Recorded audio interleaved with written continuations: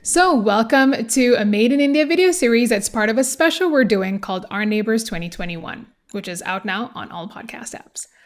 Last year, India saw issues with countries right across our borders, which at the time in 2020, where the whole world is suffering with a growing pandemic, I felt it was important to instill camaraderie and compassion rather than allow these geographic lines to divide us and dictate what we mean to each other.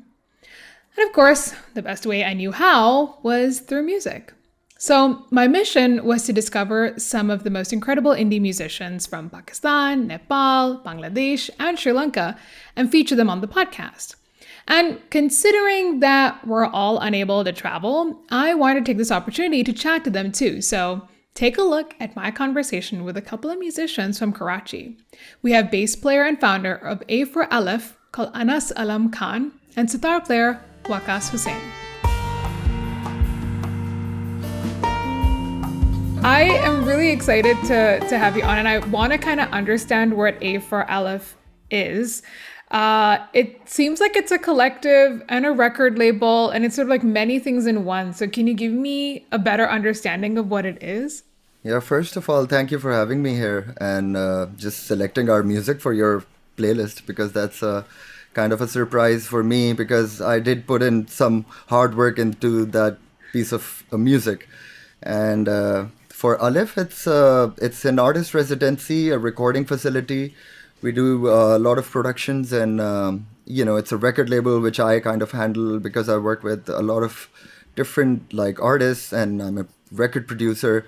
So I kind of wanted to do it under my name and under my label and everything. So we just kind of set it up. A for Aleph initially was started by this guy, Omer Dar, who basically had a career in banking and sort of just had a awakening of some sort. And he was like, I want to make music for the rest of my life. And he just sort of built this place. Now I'm here as his partner, and I help him with various things. We've got a lot of new upcoming artists recording music here. And it's one of a kind studio in Pakistan where basically bands can come in and record live, because that was never the case here. Because, after that 2008 situation, everything sort of just was concealed into a bedroom, and people wanted to make records or whatever, their music in the house, because they couldn't afford big studios. So that's where, A for Aleph basically started to support this entire kind of movement of music, and coming out from Pakistan. And we do sign people on 360 record deals where we don't charge them anything, but we do, recuperate some costs in the later, few years, and help the artists, make their music and make music free of any corporate influence. That's super important. Wow. So what happened in 2008? So in Pakistan, the music scene has been kind of really active in the, early 2000s, and bands were coming out with their records, and there were record labels who were pushing out those albums. But after, the death of Benazir Bhutto, that sort of the political kind of things, really overpowered the entire kind of media industry, and the channels got closed. Half of the record labels were out of business because they couldn't make, music from, they couldn't make money from music, and they started news channels, all of them, which sort of just changed the whole dynamic of, because these record labels and these music channels were initially kind of funded by these big channel and broadcasters and stuff. And obviously, after seeing that there's not enough business going on in there, and there's more viewership for new stuff. So that's what, happened. And a lot of 60 news channels just appeared from nowhere. And all the music channels, literally all the music channels were dead. So that was the only exposure for the Pakistani music artist or whatever. And obviously Spotify and things like that, they just joined in on the bandwagon that, Pakistan is a place where people are making music. And it's been tough for these guys. But I mean, the new scene is kind of really active. There's new kids, inspired by all kinds of music, around the world. Because in my age, I was getting inspired from the music that my parents had, or maybe someone get me a record, from outside, or check out, like different stuff and downloading and all that. And obviously you've been from the same like kind of time that, we're just like having like 180 GBs of music in our iPods and just like... So I feel like... Exactly. I feel the like... cassettes, the CDs, all of that. And I think, man, I mean, I am all for the digital like kind of new face of music, but for myself, the inspiration really came out from that artwork or like that book or that entire credit or like a special message from the band. So that's why obviously I started the record label, and I kind of wanted to do things like in a proper way and how it should be done. No, that, and I it's the reason also why I started Made in India, right? Like, I'm a 80s, 90s kid. I grew up with like a tape deck, and I used to record songs off the radio. And so for me, like, coming from I come from an audio background, but I also, with Made in India, it's sort of my chance to be a little bit of a fangirl, right? Like, I don't... it's not me being some sort of like music journalist. It's just like I put music that I really like. Because people always like, how do you select the songs? I'm like, whatever speaks to me, man. Whatever vibes I'm getting in. If I'm liking it, I feature it on the show. That's literally me.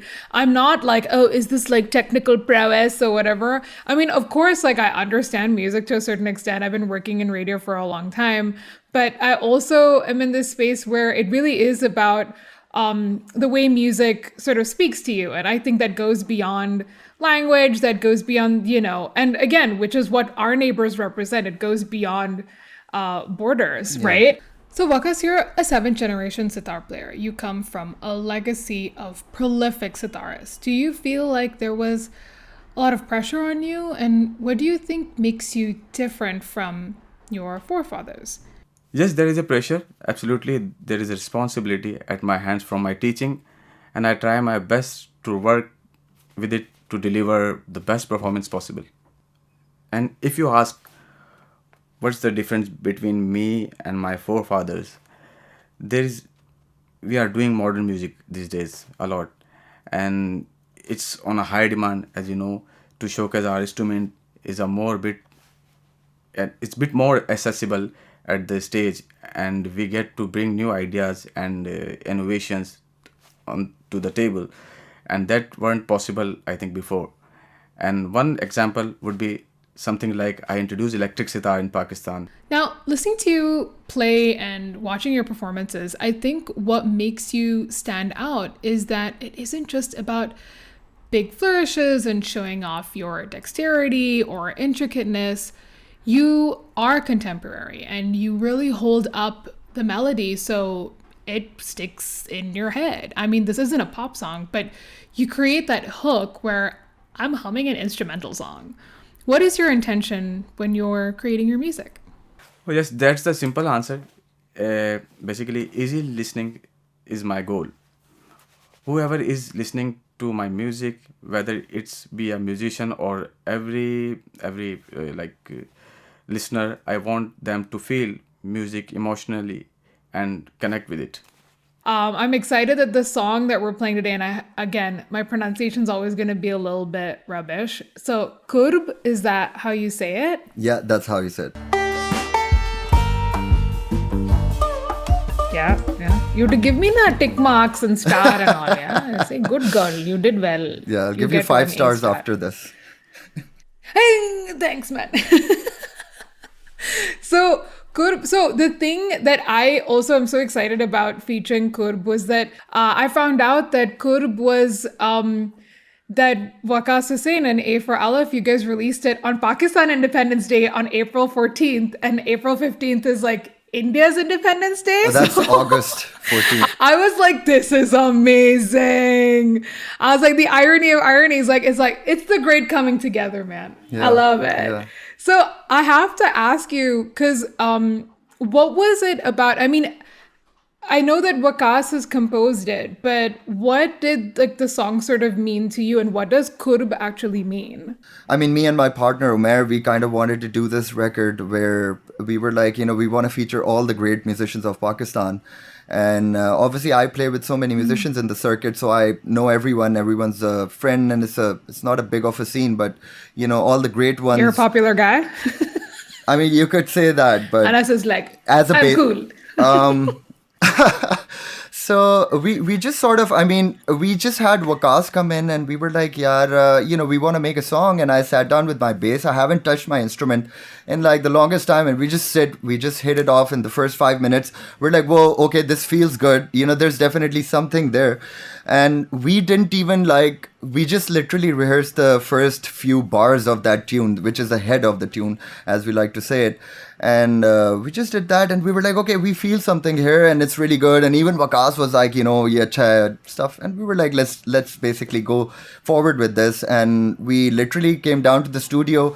My friend, good drummer from Pakistan, Louis J Pinto, who's also been on Coke Studio, like super legendary dude. So Louis basically came down and he started we were in the studio, and I was like, why don't you come and play some drums, because he's kind of aligned, musically with me and Waqas, because Waqas and him also plays with Rahat Fateh Ali Khan's band.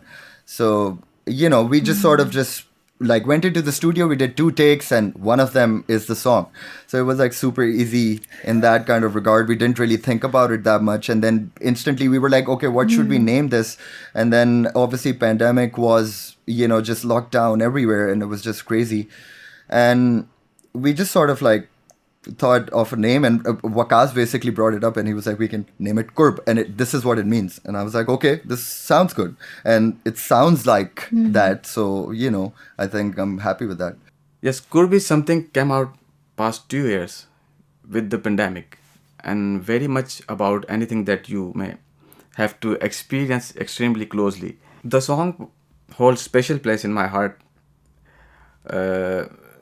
because I have poured all that I have felt the past 2 years roughly into the song, and that is what the song is about. What does Qurb mean? It means closeness and intimacy. Just, people getting together, just hugging each other, or maybe it could mean a lot of different things, but it mainly means closeness. It's literally the opposite of what's happening in the pandemic. This whole everyone has to be socially distant, and so Qurb is let's all be close and intimate, guys. I mean, that was one of the reasons that we kind of named it this, and that's how we felt at that time. And I'm making more music for the A for Aleph kind of the collective. And we're going to be featuring some great musicians from Pakistan. So I'm really looking forward to it. One of the things that blew me away about the song in particular, and maybe this is, again, we were talking about growing up in the same time, was his sitar solo. It's one of those oh my God, rock on, Waqas, this solo is amazing.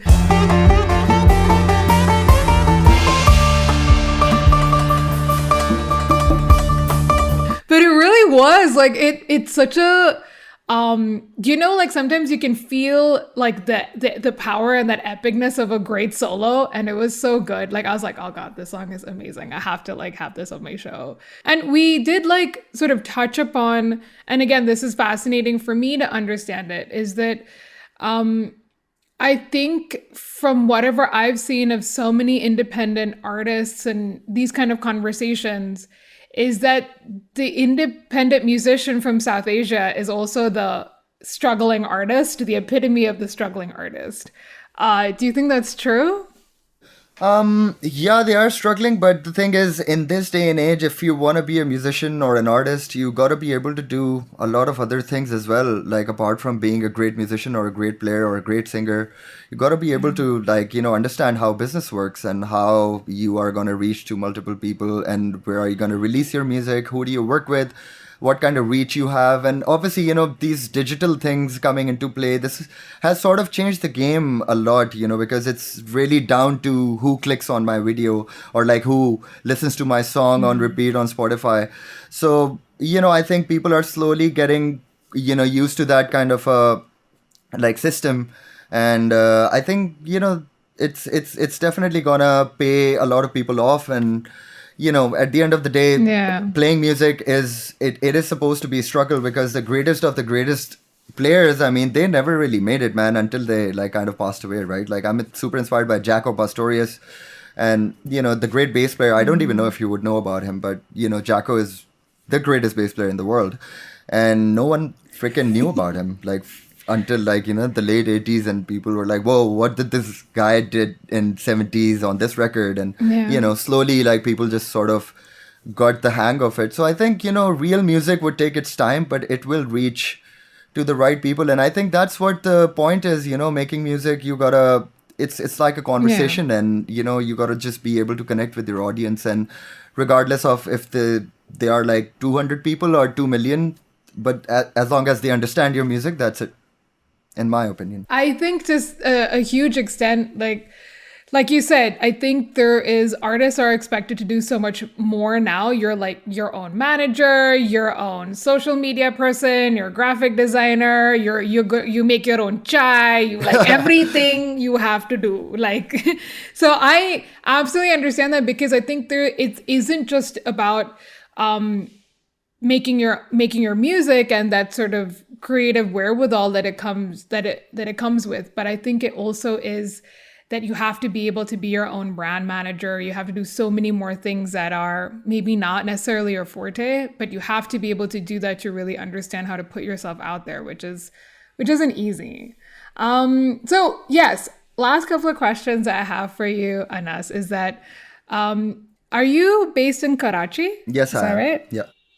All right. So my hope is that one day I get to come to Karachi and hang out with you. So if I do come to Karachi, where would be the first place you'd take me? I'd take you for lunch, and then I'd bring you here to A for Aleph, because this is some place that you're really gonna dig. Yeah? Yeah. Oh my God, I'm so excited. Brilliant. And also, because I'm coming to Karachi one day, if I had to truly be local, can you teach me a cool phrase or a slang or something that I could use that people would be like, oh my God, Mae, she's like a local Karachi girl. Yeah, just say "ha bhai" before everything. Ha bhai. So just say ha bhai before everything. Yeah. Ha bhai. Ha bhai. So I land in the airport and I just come out of the airport like, ha bhai. Yeah. That's it. Yeah. Taxi chahiye. Ha bhai, taxi chahiye. Yeah, that's it, dude. Just ha bhai in front of everything? Yeah, you'll fit right into it. Ha bhai, McDonald's chahiye. It could be anything. Oh my God, it's amazing. Well, I'm so excited for people to check out your music on Our Neighbors on Made in India, and hopefully you'll be able to send me more music that will continue to feature on the show. So thank you so much, Anas, for being part of this. Thank you so much for having me, and thank you for featuring our song, Mae. This means a lot. Thank you so much. Thanks so much, Anas and Waqas. Check out A for Aleph's song Qurb on the Our Neighbors 2021 episode on Made in India. The link is in the description. Also, like, subscribe, and follow and all that. And if you go check out our Made in India YouTube channel, you'll see a whole bunch of our other sessions.